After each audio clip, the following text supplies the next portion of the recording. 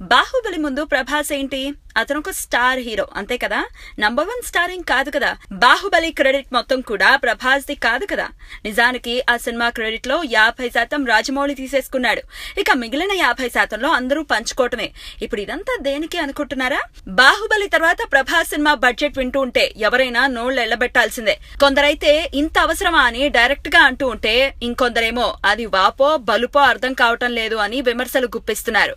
అభిమానులు మాత్రం మా యంగ్ రెబల్ స్టార్ స్టామినా అలాంటిది అని స్టేట్మెంట్లు ఇచ్చేస్తున్నారు. వీరిలో ఎవరి అభిప్రాయం సరైందనుకోవాలో తెలియక జుత్తు పీక్కోవాల్సిన పరిస్థితి.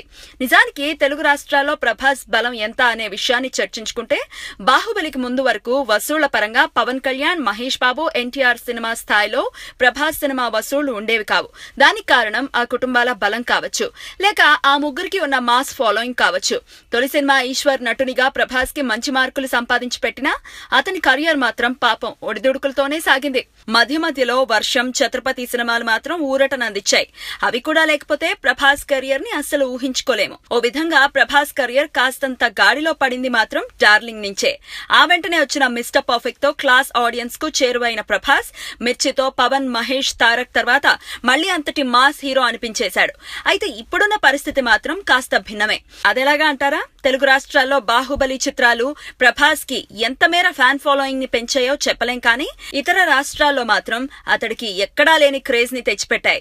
ఇప్పుడు ప్రభాస్ బాలీవుడ్ లో కూడా స్టార్, అందులో నో డౌట్. దాంతో సినిమా నిర్మాణం విషయంలో సమీకరణాలు పూర్తిగా మారిపోయాయి. మార్కెట్ అనూహ్యంగా పెరిగిపోవడంతో ప్రభాస్ రెమ్యునరేషన్ లో కూడా గణనీయమైన మార్పులు వచ్చినట్లు అంతరంగిక వర్గాల భోగట్ట. ప్రస్తుత పరిస్థితి ఎలా మారింది అంటే ప్రభాస్ సినిమాకి పెడుతున్నంత బడ్జెట్ ఏ తెలుగు హీరోకి పెట్టడం లేదు.